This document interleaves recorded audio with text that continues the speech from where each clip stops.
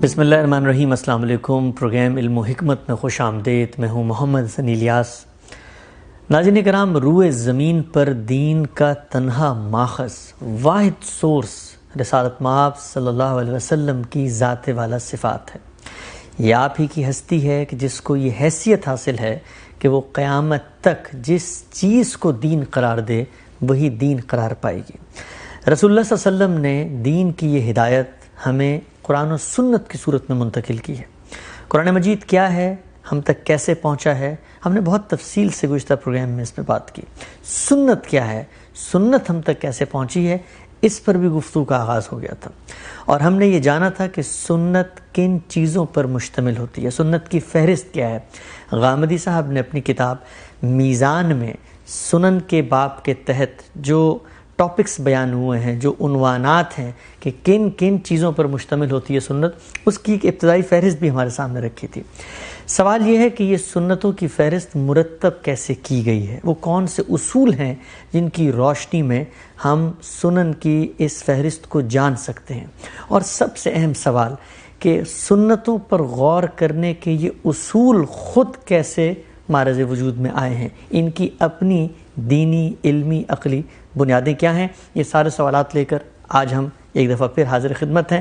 ہمارے ساتھ تشریف رکھتے ہیں حزب سابق جناب جاوید احمد غامدی صاحب۔ السلام علیکم غامدی صاحب۔ وعلیکم السلام۔ ہم صاحب، میرا پہلا سوال آپ سے یہ ہے، اور بہت بنیادی سوال، جب بھی کوئی سنتوں کے اوپر غور کرتا ہے، اور ایک مسلمان قرآن کے معاملے میں بالکل واضح ہے، آپ نے بہت تفصیل سے اس کے بارے میں ہمیں بتایا بھی کہ قرآن مجید ہم تک کیسے پہنچا ہے، مسلمانوں کی نسلوں نے اور مسلمانوں کی پوری جماعت اور قوم نے اس کو آگے منتقل کیا، اجماع اور تواتر ذریعہ علم ہے جس کے ذریعے سے ہمیں قرآن ملتا ہے۔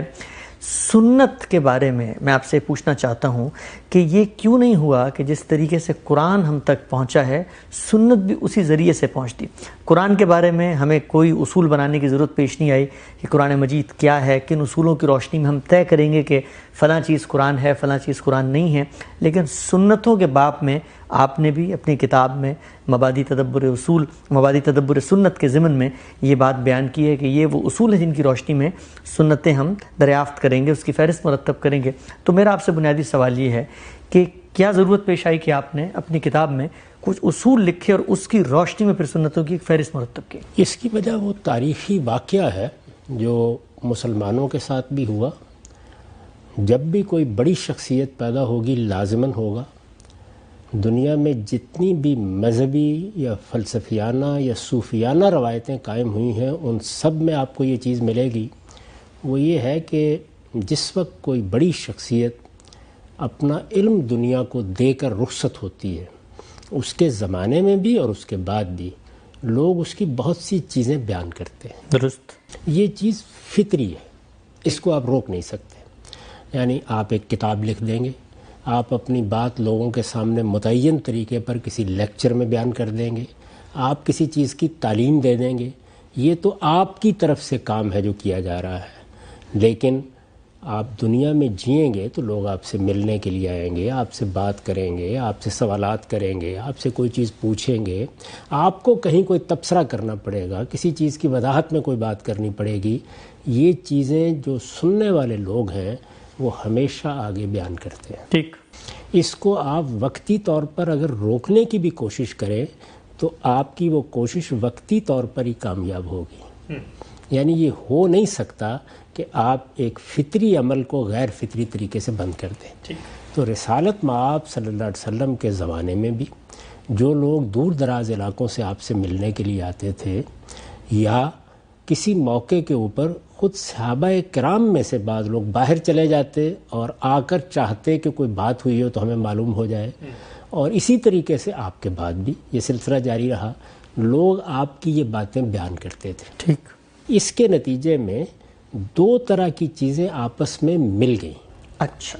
یعنی ایک وہ سنت جو آپ نے جاری کی، جس کو دین کی حیثیت سے جاری کیا، جو اصل میں دین کے مستقل بذات احکام پر مبنی تھی، اس پر ہم تفصیل سے گفتگو کر چکے ہیں، اور اس طریقے کی باتیں جو کسی سوال کے جواب میں کہی گئی، کوئی بات سمجھائی گئی، کسی موقع پر کسی نے آپ کا کوئی عمل دیکھا اور اس کو روایت کر دیا، یہ دونوں طرح کی چیزیں آپس میں مل گئیں۔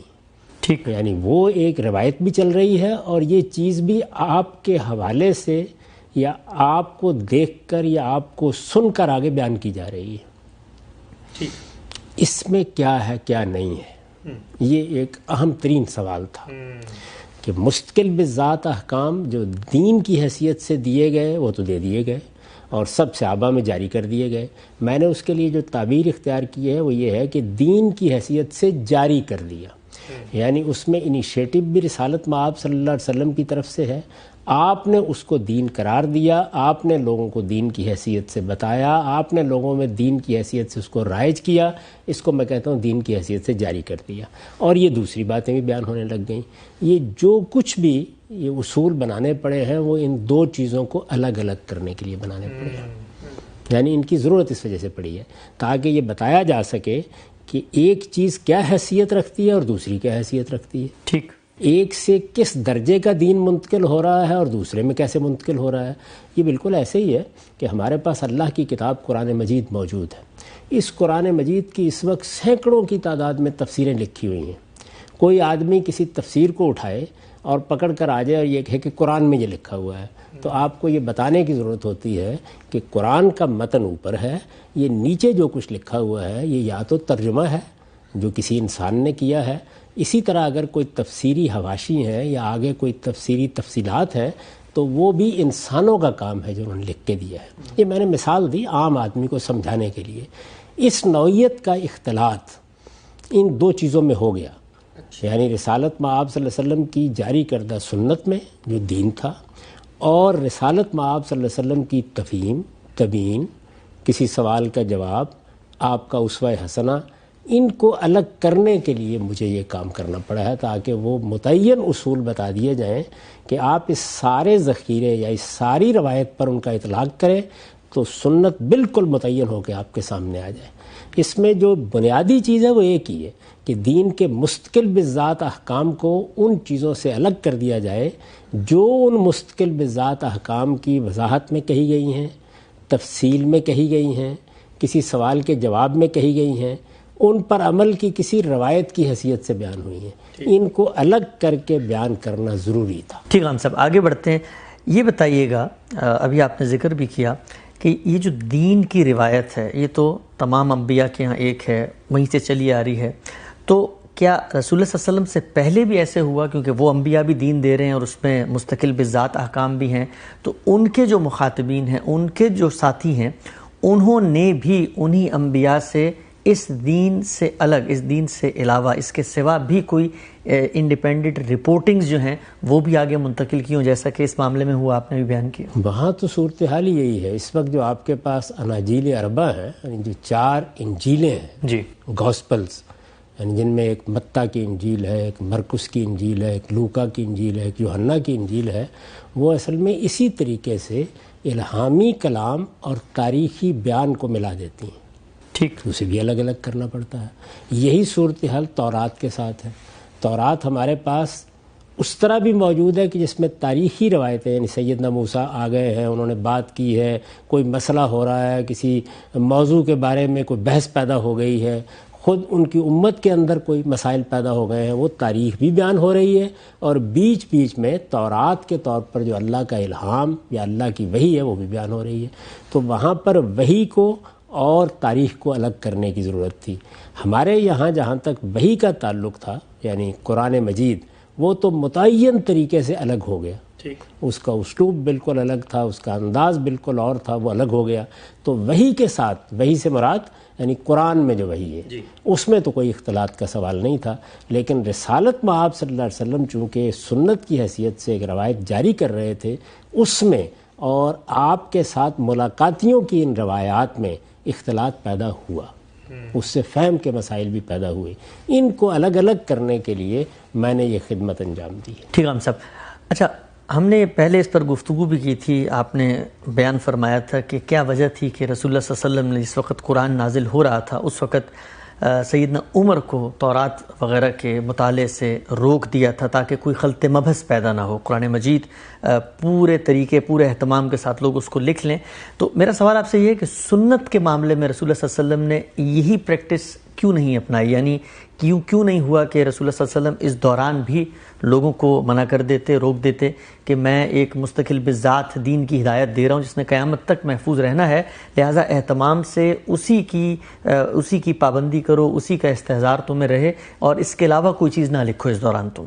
دونوں کے بارے میں آپ کو یہ روایات ملیں گی، یعنی قرآن کے بارے میں بھی آپ نے ابتدا میں یہ تنبیہ کی، روایتوں کے بارے میں بھی یہ تنبیہ کی، لیکن یہ ایک غیر فطری بات تھی کہ اس کو بالکل روک دیا جائے۔ یعنی ایک وقتی نوعیت کی تنبیہ تو ہو سکتی تھی اور وہ کی بھی گئی، لیکن بعد میں جب یہ اندازہ ہو گیا کہ ہر چیز واضح ہے، سنت کو صحابہ کرام نے اخذ کر لیا ہے، قرآن ان کے ہاں ایک متعین صورت اختیار کر گیا ہے، تو پھر اس کو روکنے کی کوئی وجہ نہیں تھی۔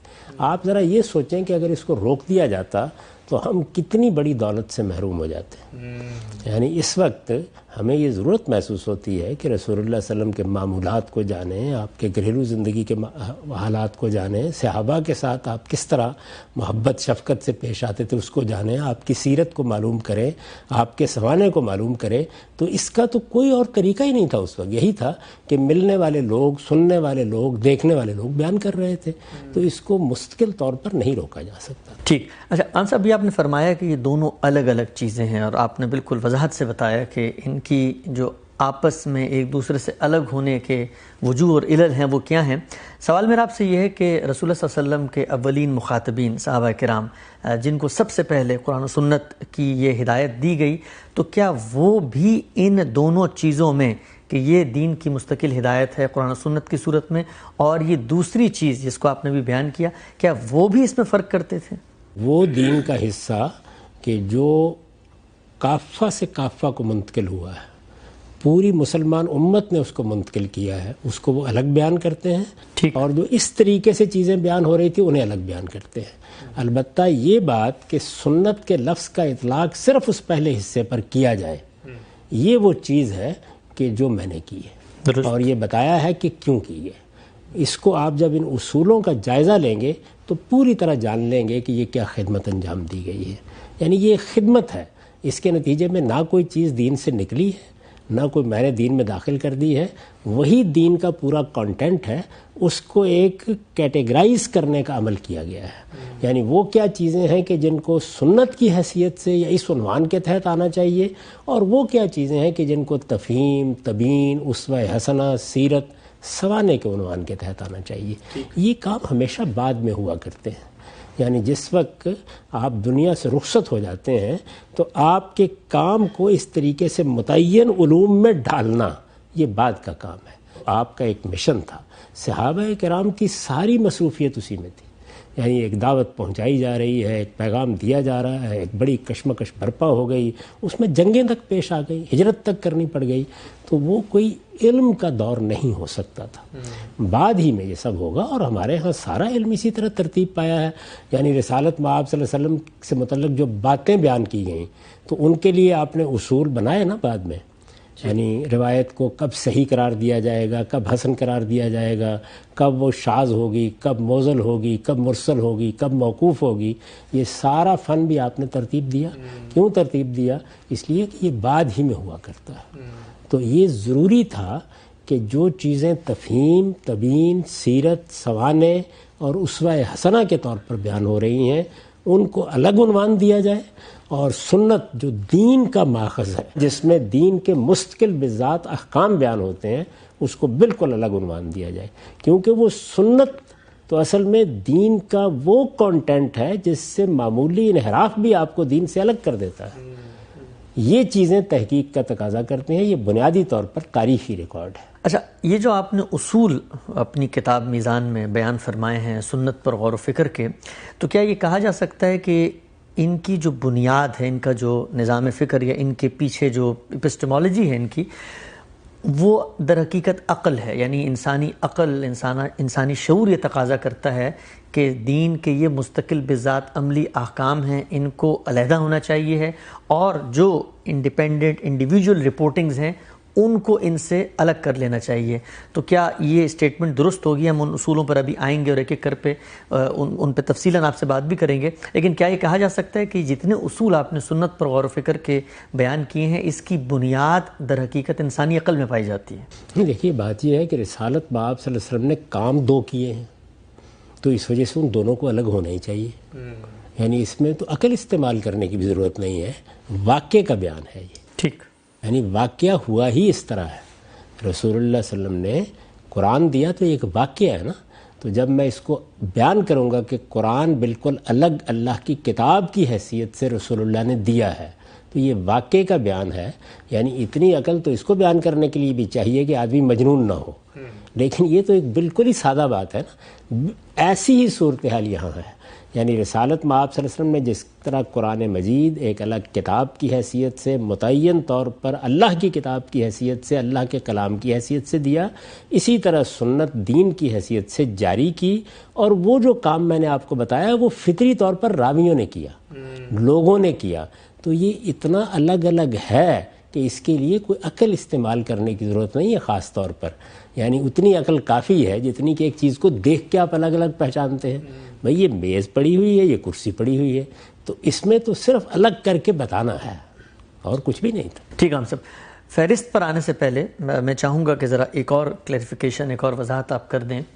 وہ یہ ہے کہ یہ جو فہرست آپ نے مرتب کی ہے سنتوں کی اپنی کتاب میں، ہم جب عام طور پہ دیکھتے ہیں اپنے دینی مذہبی لٹریچر کو تو وہاں پر ہمیں جو تعداد ہے وہ بہت بڑی تعداد، سینکڑوں ہزاروں میں ملتی ہے کہ یہ سب جو ہیں وہ سنتیں ہیں. لیکن آپ نے جو چیزیں بیان کی ہیں یہ کوئی 27-28 کے قریب یہ بنتی ہیں.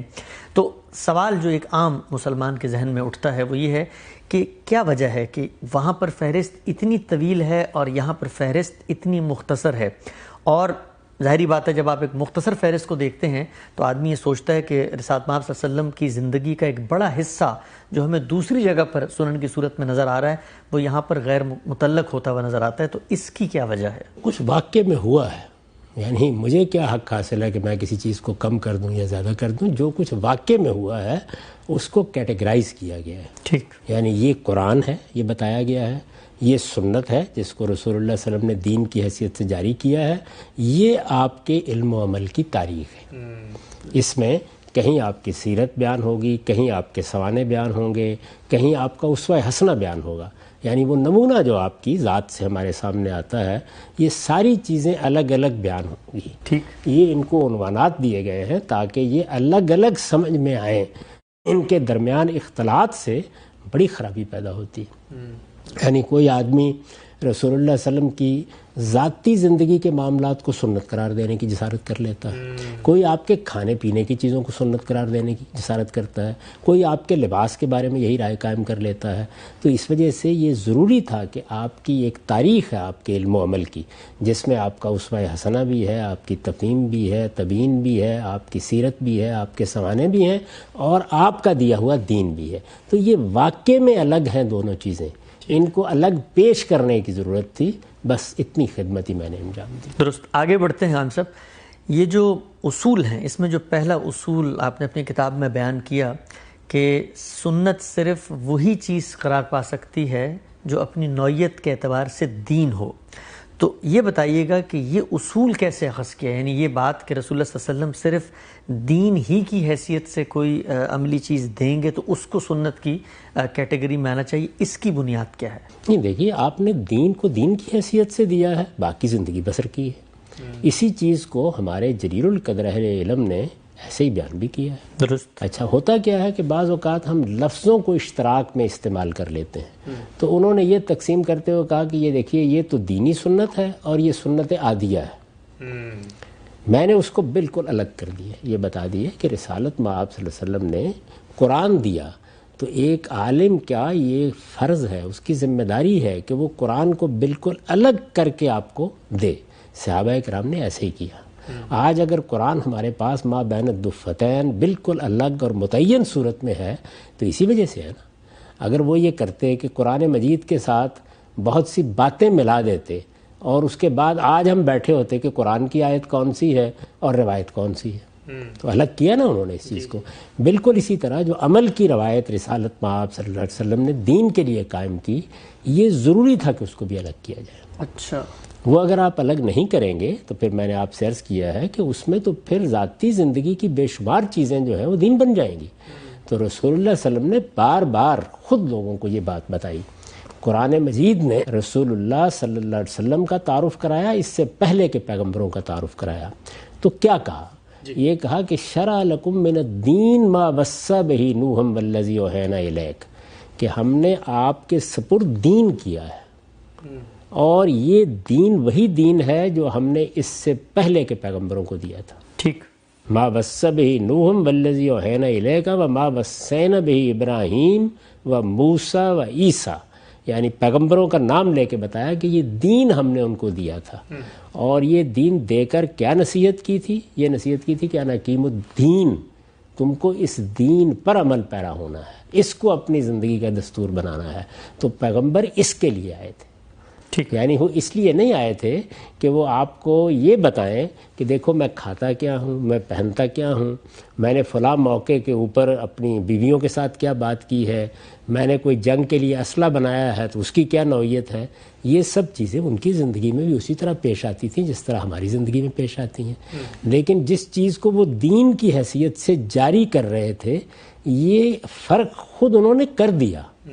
یعنی یوں نہیں ہے کہ ہم نے یہ فرق کیا ہے، یہ فرق رسالت مآب صلی اللہ علیہ وسلم نے ہر موقع پر کیا، قرآن نے ہر موقع پر کیا. بار بار یہ کہا کہ یہ دین ہے جو ان کو دیا گیا ہے، اس دین کی پیروی کرو، یہ دین ہے جو تمہیں اختیار کرنا ہے. باقی جہاں تک رسالت مآب صلی اللہ علیہ وسلم کی زندگی کا تعلق ہے تو اس میں ظاہر ہے کہ آپ کی ایک معاشرت ہے، آپ کی ایک تہذیب ہے، آپ کا ایک پس منظر ہے، آپ کے کچھ رسوم ہیں، آپ کے کچھ رواج ہیں، آپ کا ایک لباس ہے، آپ کا رہن سہن ہے، آپ کے کھانے پینے کے کچھ چیزیں ہیں.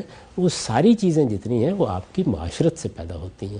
وہ سیدنا موسیٰ علیہ السلام کی ان کی معاشرت سے پیدا ہوں گی، سیدنا مسیح علیہ السلام کی ان کی معاشرت سے پیدا ہوں گی. دین کیا ہے جو دیا ہے انہوں نے، یہ اصل چیز ہے.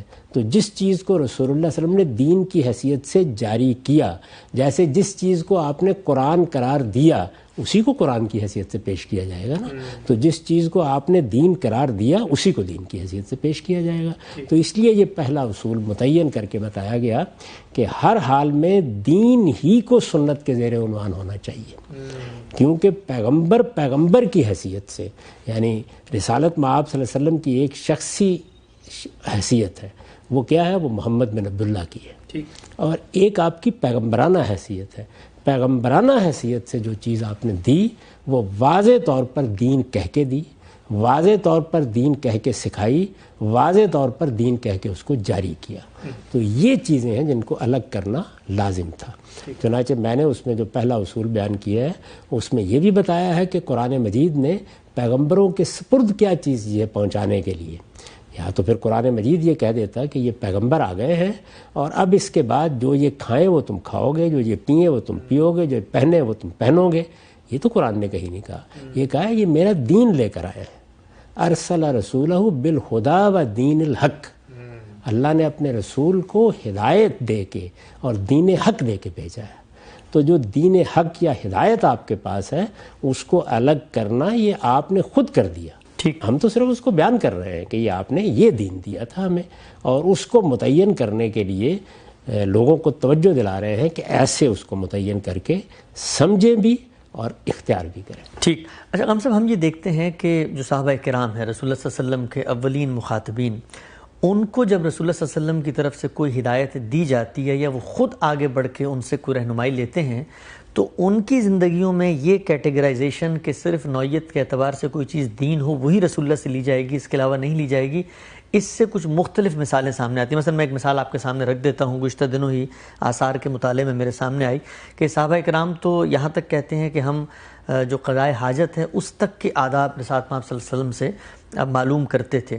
تو یہ جو کیٹیگرائزیشن آپ نے کی ہے یہ صحابہ کرام کی زندگی میں کیوں نہیں نظر آتی ہمیں؟ نہیں، یہ دین کا فریم ورک ہے.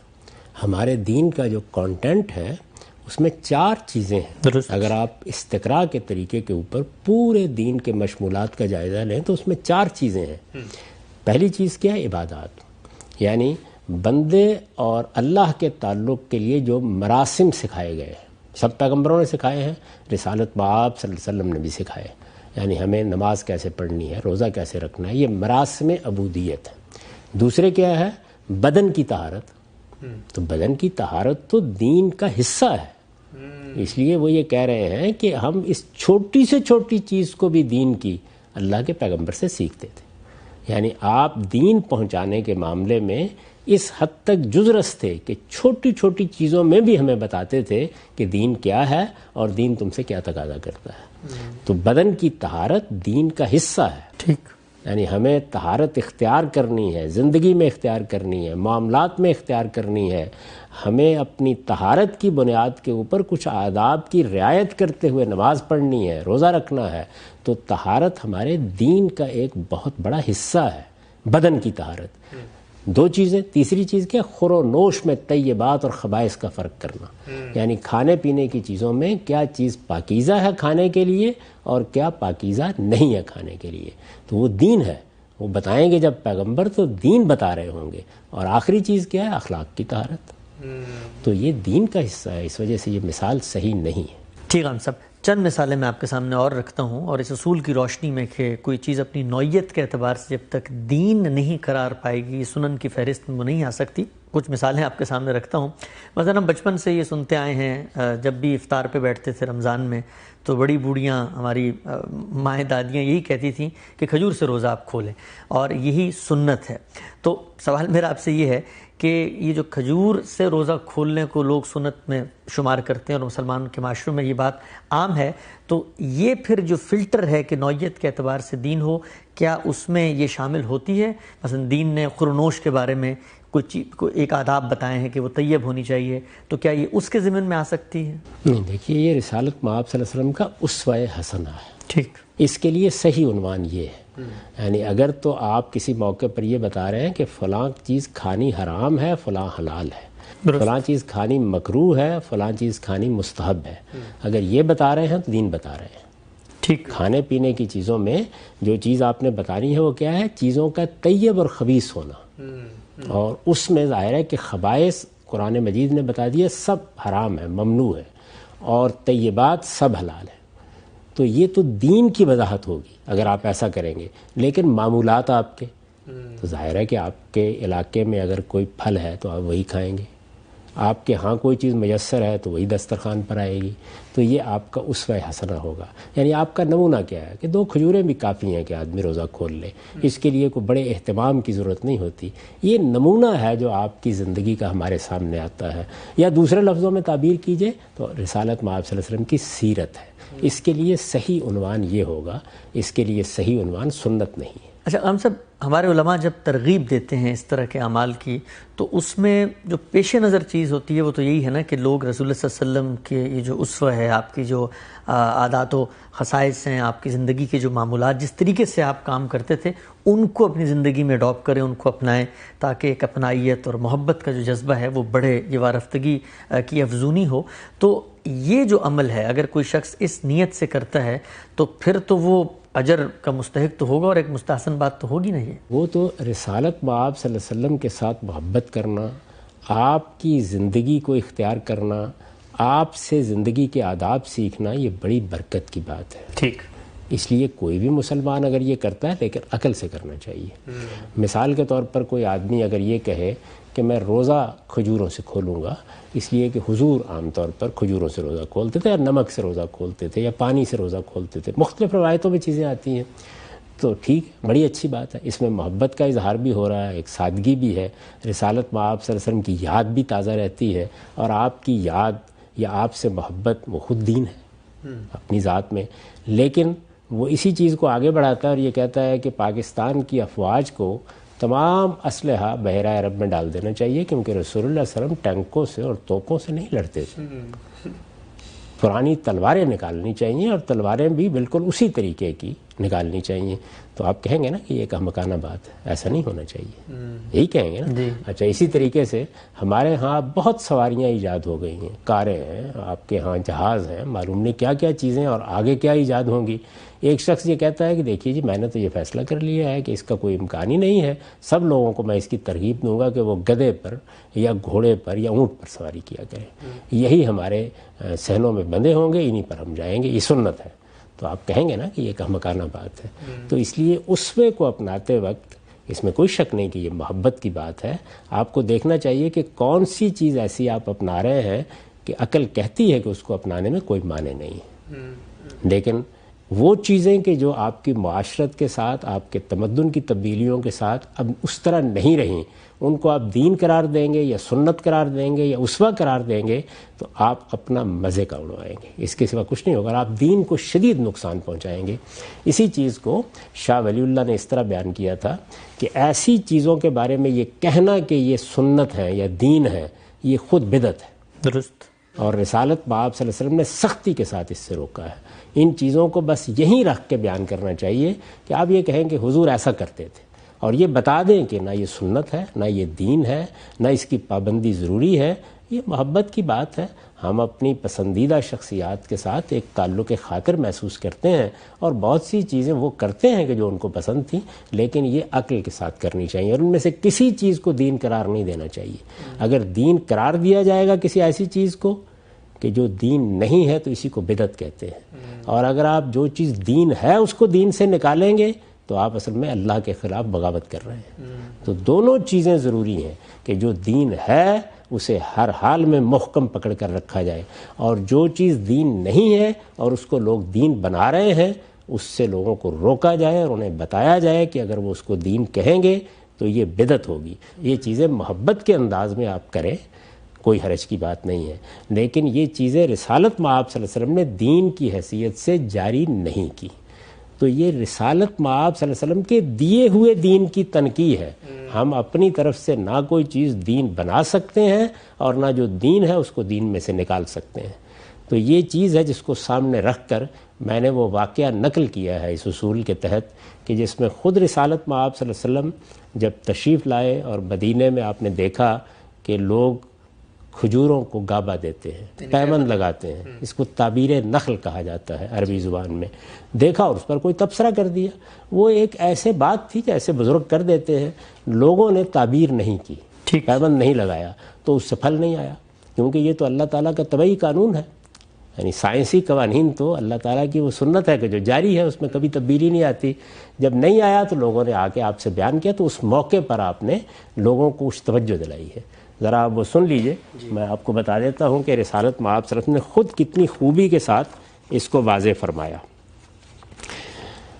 آپ نے فرمایا کہ انما انا بشر, میں بھی ایک انسان ہی ہوں. اچھا.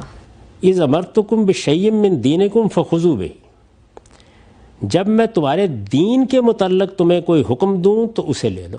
ٹھیک. وَإِذْ أَمَرْتُكُمْ بِشَيْءٍ مِّن رَأْيٍ فَإِنَّمَا أَنَا بَشَرٌ, اور جب میں اپنی رائے سے کچھ کہوں تو میری حیثیت بھی اس سے زیادہ کچھ نہیں کہ میں ایک انسان ہوں.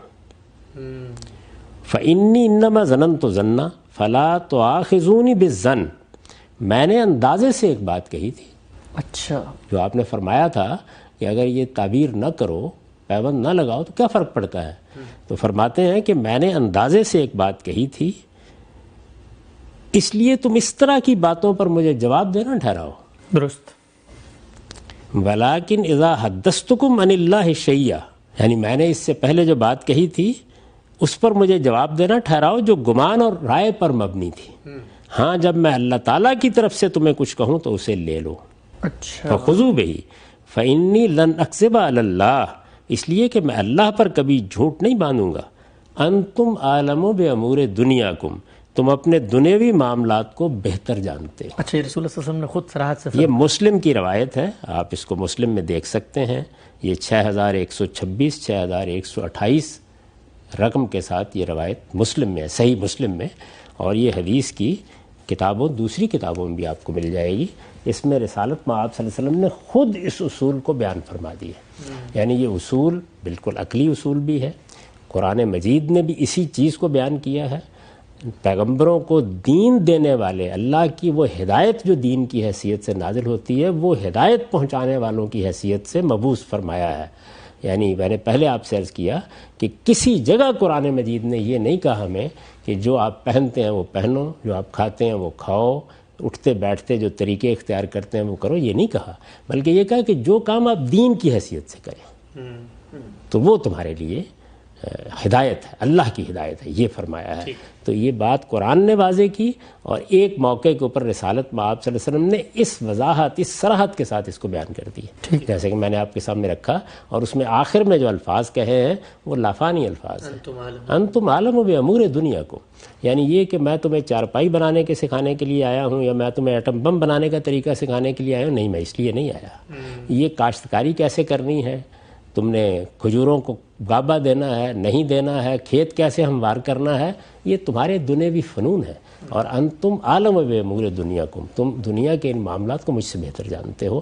میں تمہیں اللہ کی ہدایت پہنچانے کے لیے آیا ہوں، وہ اللہ کا دین ہے. اور جب میں دین بیان کروں تو اس کو تم مجھ سے لوگے، ایسی باتوں پر مجھے جواب دہ نہ ٹھہرایا کرو. یہ پوری بات ہے جو حضور نے فرمائی. تو اسی کو میں نے سنت کی تعین کے اصولوں میں پہلے اصول کی جگہ واضح کر دیا. ٹھیک. اچھا ہم صاحب، بھی آپ نے ایک مثال بھی دی ایک روایت کی، اس میں خود رسول اللہ صلی اللہ علیہ وسلم یہ فرق واضح کر رہے ہیں کہ جب وہ کوئی چیز دیتے ہیں تو اس میں کیا نوعیت ہے جو پھر لینے والوں پر یہ لازم رہنی چاہیے کہ اگر دینی اعتبار سے کوئی چیز دے رہے ہیں تو وہ ان پر لازم ہے کہ اس کو لیں، اور اگر کوئی دنیاوی مشورہ ہے تو فرمایا انتم عالم بامور الدنیا.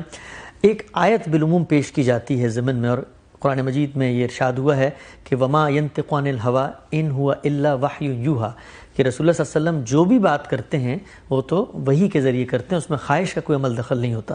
تو پھر اس آیت کو ہم کیسے دیکھیں گے اگر معاملہ ایسا ہے جیسا آپ نے روایت کی روشنی میں بیان کیا؟ نہیں، وہ تو بالکل آپ واضح طور پر اس میں قرآن مجید کو پڑھیں، آپ پر واضح ہو جائے گا، بالکل واضح ہو جائے گا کہ وہ قرآن کا ذکر ہو رہا ہے. درست. یعنی یہ پیغمبر جو ہے، یہ قرآن تمہارے سامنے پیش کر رہا ہے، یہ قرآن کو تمہیں پڑھ کے سنا رہا ہے. اس کی زبان فیض ترجمان سے جو کلام نکل رہا ہے، یہ کوئی اپنی خواہش سے نہیں یہ بات کرتے، یہ وہی ہے جو ان کی طرف کی جاتی ہے. اس کے بعد آگے بتایا ہے کہ اس کے لیے ہم نے ان کا انتخاب کس طرح سے کیا تھا، اور پہلی اور دوسری وحی کا واقعہ کیسے پیش آیا تھا. یعنی اس میں در حقیقت اللہ کی کتاب قرآن مجید کا نزول زیر بحث ہے سورہ نجم میں. آگے بڑھتے ہیں غام صاحب.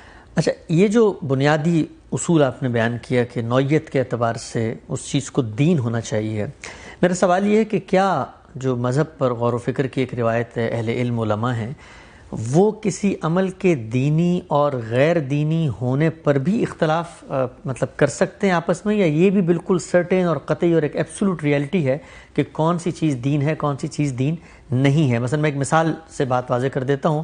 ہمارے ہاں داڑھی کو سنت میں شمار کیا جاتا ہے، اور اس کی ایک دینی جس کو آپ کہتے ہیں حیثیت بھی بیان کی جاتی ہے، یہ کہہ کر کے جو لوگ اللہ کو مانتے ہیں یہ ان کی ایک علامت کے طور پر مقرر کر دی گئی ہے. آپ کا اس سے مختلف نقطہ نظر ہے. انشاءاللہ جب داڑھی کا موضوع زیر بحث آئے گا سنتوں میں ہم اس پر تفصیل سے بات کریں گے. لیکن میں پوچھنا آپ سے چاہتا ہوں کہ کیا اس کا بھی امکان ہے کہ کسی عمل کے دینی اور غیر دینی ہونے میں بھی علماء آپس میں کیا اختلاف کر سکتے ہیں؟ یہ تو دیکھیے قرآن مجید میں آپ ایک چیز پڑھتے ہیں، اس کے بارے میں بھی دو رائیں ہو سکتی ہیں. علم کی دنیا میں یہ خیال کرنا کہ ہم نے حتمی بات کہہ دی ہے، یہ تو اپنے حدود سے تجاوز کرنا ہے. ٹھیک. یعنی جو آپ تحقیق کرتے ہیں، نتیجہ نکالتے ہیں، ظاہر ہے اسے اعتماد سے پیش کریں گے. یہ بتائیں گے کہ یہ میرے نزدیک یہ بات بالکل قطعیت سے ثابت ہے، یا کہیں گے کہ میں اس کو ایک گمان غالب کی چیز سمجھتا ہوں. جو جس درجے کی چیز ہوگی آپ پیش کریں گے. یہ اصل میں آپ اپنا اذعان بیان کر رہے ہوتے ہیں. درست. لیکن آپ سے کوئی شخص اختلاف کر سکتا ہے، وہ اختلاف سامنے آ جائے گا. اگر وہ بات مدلل ہوگی تو لوگوں کو اسی کو قبول کرنا چاہیے. اس سے پہلے جو ہمارے جلیل القدر ائمہ ہیں یا محدثین ہیں، وہ جو فہرستیں بنا گئے ہیں ان پہ اتفاق ہے سب کا؟ نہیں، تبھی مختلف ہے. تو اس میں بھی اختلاف ہے. یعنی ابو داؤد کی کتاب کا نام سنن ابی داؤد ہے نا، جی. نسائی کی کتاب کا نام بھی یہی ہے نا. تو یہ اصل میں سننی کے مجموعے ہیں جو انہوں نے اپنے طریقے پر مرتب کر کے آپ کے سامنے رکھ دیے ہیں. ان میں بھی ظاہر ہے ایک روایت کو ایک آدمی قبول کرتا ہے, دوسری کو نہیں قبول کرتا, یہ ہمیشہ رہے گا. تو اس لیے علمی اختلافات کو اس جگہ نہیں پہنچانا چاہیے کہ آپ دوسروں کی تفسیق تذلیل کریں. یہ بتا دینا چاہیے کہ میرے دلائل یہ ہیں, کوئی دوسرا آدمی کوئی دوسری دلیل کے ساتھ اس بات کو مزید واضح کر سکتا ہے. یہ سلسلہ جاری رہے گا. ٹھیک ہے ہم سب دوسرے اصول کی طرف بڑھتے ہیں. یہ دوسرا اصول آپ نے اپنی کتاب میزان میں مبادی تدبر سنت یعنی سنت کو اخذ کرنے کے یا سنت پر غور و فکر کے جو اصول ہیں ان میں بیان کیا ہے. وہ یہ ہے کہ سنت جو ہے وہ تمام کی تمام عملی چیزیں ہوں گی. اس میں علم, عقیدہ, شان نزول یعنی کوئی ایسی بات جو کسی نظریے سے متعلق ہو وہ اس کو ہم سنت کی کیٹیگری یا سنت کی فہرست میں شمار نہیں کریں گے. آپ نے بھی اپنی گفتگو میں سنت اللہ کا تذکرہ بھی کیا, یعنی یہ بتایا کہ اللہ یہ لفظ جو ہے یہ کن کن مفاہیم میں استعمال ہوتا ہے. سوال میرا آپ سے یہ ہے کہ یہ جو دوسرا اصول ہے کہ سنت تمام کی تمام عملی چیزیں ہوں گی, یہ اس سنت کے لفظ سے یہ بات کیسے کوالیفائی ہوتی ہے؟ اور پھر اصل بنیادی سوال کہ یہ دوسرا اصول کیسے آپ نے مرتب کیا, کیسے اس کو لکھا, یعنی اس کی بنیاد کیا ہے؟ دیکھیے تو یہ لفظ سنت خود بتا رہا ہے اس بات کو. جب آپ لفظ سنت بولتے ہیں تو سنت کہتے ہیں اس طریقے کو جس پر بالعموم چلا جاتا ہو. ٹھیک, یعنی ایسا راستہ کہ جو پٹا ہوا راستہ ہوتا ہے, آپ روز اس سے گزرتے ہیں, تو اس سے یہ لفظ وجود میں آیا ہے. قرآن مجید میں بھی یہ استعمال ہوا ہے, رسالت مآب صلی اللہ علیہ وسلم کی اپنی باتوں میں بھی یہ لفظ زیر بحث آیا ہے, صحابہ نے بھی اس کو استعمال کیا ہے. یہ کسی جگہ بھی عربی زبان میں اس سے ہٹ کر استعمال نہیں ہوا. یعنی کسی عقیدے پر اس لفظ کا استعمال آپ نہیں کر سکتے, کسی شان نزول کی روایت پر نہیں کر سکتے. اسی طریقے سے وہ چیزیں کہ جن میں آپ کچھ حقائق کی توضیح کر رہے ہوتے ہیں, کسی علمی معاملے کو واضح کر رہے ہوتے ہیں, ان کے لیے یہ لفظ کبھی نہیں بولا جاتا. یہ بولا ہی اصل میں عملی چیزوں کے لیے جاتا ہے, یعنی وہ جو ہم اختیار کرتے ہیں, جو اپناتے ہیں, جن کو اپنانے, جن کو اختیار کرنے, جن کو عمل بنانے کی رسالت مآب صلی اللہ علیہ وسلم نے تلقین فرمائی ہے اور ان کو ایک طریقے کی حیثیت سے جاری کر دیا ہے. آپ اس کا ترجمہ اگر سادہ الفاظ میں کرنا چاہیں تو یہ ہے کہ طریقے زندگی, یعنی مجھے کیا طریقہ اختیار کرنا ہے.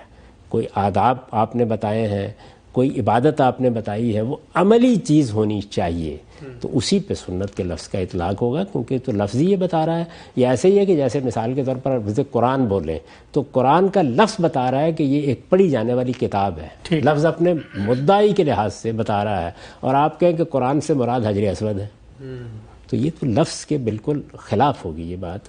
لفظ استعمال ہی اس مقصد کے لیے کیا گیا. اسی لیے میں نے بار بار توجہ دلائی ہے کہ بعض اوقات ایسا ہوتا ہے کہ ہم ایک لفظ کو علی سبیل التغلیب بول دیتے ہیں. یعنی ہوتا یہ ہے کہ بڑا حصہ چونکہ اس لفظ کے دائرے میں آتا ہے تو بعض دوسری چیزوں پر بھی بول دیتے ہیں. یہ زبان میں استعمال کے مختلف طریقے ہیں, لیکن ہمیں دین کے معاملے میں یہ تنقیح کرنی ہے کہ کس چیز کے اوپر سنت کا عنوان ہم رکھیں گے. اب یہ دیکھیے کہ جو چیزیں اس طرح کی ہیں کہ کوئی بات رسالت مآب صلی اللہ علیہ وسلم نے سمجھائی ہے, کسی چیز کی وضاحت کی ہے, تو میں نے عرض کیا اس کے لیے تفہیم تبیین کا لفظ بولنا چاہیے. اسی طرح اگر اسی سنت پر عمل کیا ہے رسالت مآب صلی اللہ علیہ وسلم نے, یا قرآن کے کسی حکم پر عمل کیا ہے, اس سے ہمارے سامنے عمل کا ایک نمونہ آیا ہے, تو اس کے لیے اسوہ حسنہ کا لفظ استعمال کرنا چاہیے. یہ کچھ وقت گزرے گا جس کے بعد لوگوں کو یہ احساس ہوگا کہ اس طرح سے چیزوں کو کیٹیگرائز کر کے بالکل متعین کرنا یہ ہماری نئی نسلوں کی ضرورت ہے, اس دور کی ضرورت ہے. اس لیے کہ اب متعین طریقے پر جب آپ ان چیزوں کو ایسے نہیں لائیں گے تو دین کا معاملہ آپ کی نئی نسلوں کے لیے مشتبہ ہو کر رہ جائے گا. وہ ایسی بحثیں اس میں دیکھیں گے کہ جس میں کبھی کدو پر بحث ہو رہی ہوگی, اور کبھی آپ گو کھانے پہ بحث کر رہے ہوں گے, اور کبھی کسی اور چیز پہ بحث کر رہے ہوں گے. اس سے دین کا تصور, پیغمبر کی حیثیت, سب کچھ مارز بحث میں آئے گا. تو رسالت مآب صلی اللہ علیہ وسلم کی طرف سے جو دین ہمیں ملا ہے اس کو بالکل صحیح عنوانات کے تحت سامنے لانا چاہیے. یہی جو اہل علم ہے ان کے کرنے کا کام ہوتا ہے. ٹھیک ہے ہم سب. اچھا, جو تیسرا اصول آپ نے بیان کیا اپنی کتاب میں کہ وہ چیزیں بھی سنت میں شمار نہیں ہوں گی جن کی ابتدا قرآن سے ہوئی ہو. سوال یہ ہے کہ آپ نے بہت تفصیل سے بات کئی مواقعوں پہ بیان کی ہے کہ دین کی روایت تو در حقیقت ایک ہی ہے, تمام انبیاء ایک ہی دین لے کر آئے ہیں. تو جب ہم یہ کہتے ہیں کہ دین میں اگر قرآن مجید سے کسی عمل کی ابتدا ہو رہی ہے تو وہ بھی سنت میں شمار نہیں ہوگا. تو بنیادی سوال یہ پیدا ہوتا ہے کہ اگر تو دین پیچھے سے چلا آ رہا تھا، تمام انبیاء کا ایک ہی دین تھا، تو پھر قرآن سے بھی کیا کوئی نئی عمل کی ابتدا ہوئی ہے؟ اور اگر ہوئی ہے تو پھر وہ جو دین کی عملی روایت ماضی کے انبیاء کے یہاں تھی وہ وہاں کیوں نہیں موجود تھا؟ تو یہ جو تیسرا اصول ہے اس کی ذرا آپ تنقید کیجیے گا، وضاحت کیجیے گا. دیکھیے نا کہ ایک دین کی وہ روایت تھی جو پیغمبروں سے چلی آ رہی تھی. ٹھیک. وہ پیغمبروں سے عرب میں کیسے آئی؟ سیدنا ابراہیم علیہ السلام کے ذریعے سے آئی. صحیح. قرآن مجید نے اسی روایت کو ملت ابراہیم سے تعبیر کیا. درست. اور رسول اللہ صلی اللہ علیہ وسلم کو یہ حکم دیا کہ اتبعوا ملت ابراہیم حنیفہ. یعنی عرب میں سیدنا اسماعیل نے ابتدا کیا نا، حرم بنایا گیا، بیت اللہ کی تعمیر کی گئی، اور سیدنا اسماعیل علیہ السلام جو ابراہیم علیہ السلام کے صاحبزادے ہیں انہیں وہاں آباد کیا گیا. ٹھیک. رسالت مآب صلی اللہ علیہ وسلم انہی کی نسل سے ہیں. یہ عرب میں جو قریش ہیں یہ سب وہی اسماعیلی ہیں. صحیح. تو ان لوگوں کے ہاں جو دین کی روایت تھی وہ دین ابراہیمی یا ملت ابراہیمی کہلاتی تھی. دین حنیف بھی اس کو کہا جاتا تھا عرب میں. یہ جو روایت تھی، عملی روایت، یہ تو دین کے طور پر آگے جاری کر دی گئی. جیسے اس سے پہلے ہم ذکر کر چکے ہیں کہ اگر اس میں کوئی غلطی تھی تو اصلاح کر دی گئی، کوئی ترمیم کرنی تھی تو وہ بھی کر دی گئی، اگر کوئی چیز مردہ ہو گئی تھی تو اس کی تجدید کر دی گئی، اور رسول اللہ صلی اللہ علیہ وسلم نے اس کو جاری کر دیا. اب ہمارے لیے وہ حجت بنی ہے رسول اللہ صلی اللہ علیہ وسلم کے جاری کرنے سے، اسی لیے اس کو سنت رسول کہا جاتا ہے. ایک پہلو یہ تھا. اس کے ساتھ اللہ کی کتاب نازل ہونی شروع ہو گئی. تو اللہ کی کتاب جب نازل ہوئی تو اب قیامت تک کے لیے دین میں کچھ اور چیزیں بھی عملی نوعیت کی کرنی تھی. مثال کے طور پر عربوں کے ہاں کبھی دین اس طریقے سے ریاست کا موضوع نہیں بنا تھا. ٹھیک. جس طرح سے رسول اللہ صلی اللہ علیہ وسلم کے بعد وہ بنا، ایک بہت بڑی ریاست، ایک بڑی سلطنت قائم ہوئی. تو اب دیکھیے کہ مجرموں سے متعلق سزائیں ہیں، یہ قرآن نے بیان کی نا.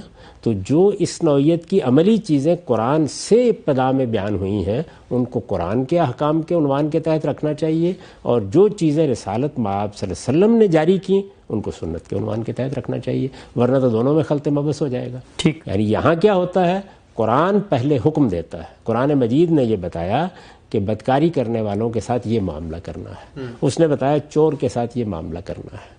اس نے یہ بتایا کہ جو لوگ حرابے پر اتر آئیں، فساد پیدا کر دیں، ان کے ساتھ اس طرح معاملہ کرنا ہے. اب یہ قرآن مجید نے بتایا.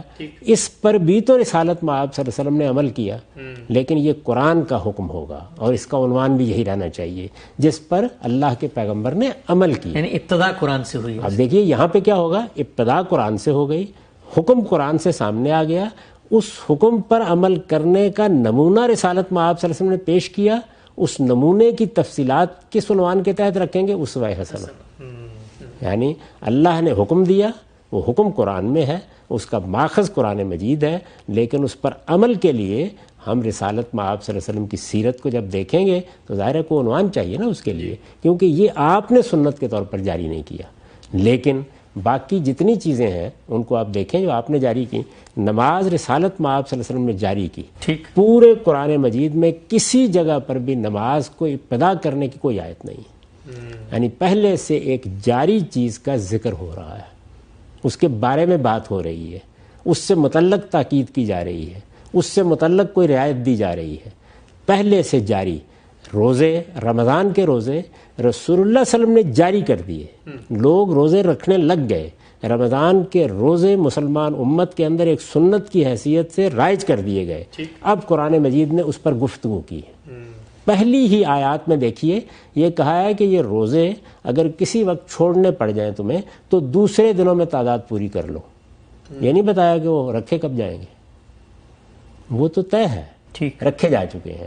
جمعے کا ذکر کیا، کیسے کیا کہ اذا نودی للصلاۃ من یوم الجمعہ، جب جمعے کے دن نماز کے لیے اذان دی جائے.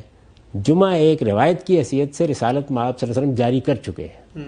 اسی طرح کا معاملہ حج کا ہے، اسی طرح کا معاملہ عمرے کا ہے، اسی طرح عام زندگی کے آداب ہیں جن کی فہرست میں نے آپ کے سامنے پڑھ کر سنا دی تھی. تو یہ تمام چیزیں حضور نے جاری کی، قرآن بھی ان کا ذکر کرتا ہے. بہت شکریہ غام صاحب. ہمارے پروگرام کا یہاں پر وقت ختم ہوتا ہے. ناظرین کرام، آج ہم نے بہت تفصیل سے غامدی صاحب سے یہ سمجھنے کی کوشش کی کہ سنت کی وہ عملی روایت جو رسول اللہ صلی اللہ علیہ وسلم نے قیامت تک مسلمانوں کے لیے جاری فرمائی ہے، اس کی تعین کے اصول کیا ہیں. ہم نے 3 اصولوں پر غور کیا اور سمجھنے کی کوشش کی کہ جن کے ذریعے سے ہم دین کے ان مستقل بذات عملی احکام کی کیٹیگرائزیشن کر سکتے ہیں۔ تیسرا اصول جو غامدی صاحب نے بیان کیا کہ وہ چیزیں بھی سنت نہیں کہلائیں گی کہ جن کی ابتدا قرآن سے ہوئی ہو، اس پر کچھ بہت بنیادی سوالات ابھی باقی ہیں۔ مثلا یہ کہ وضو کا ذکر ہمیں قرآن میں ملتا ہے لیکن غامدی صاحب نے اس کو سنت کی فہرست میں شمار کیا ہے۔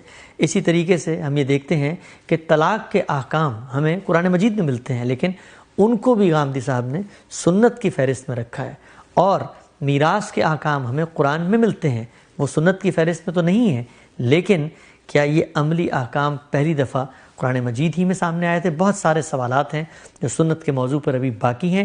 انشاءاللہ آئندہ پروگرام میں اس کو آگے بڑھائیں گے۔ کوئی فیڈ بیک دینا چاہیں تو ہمیں ای میل کیجئے۔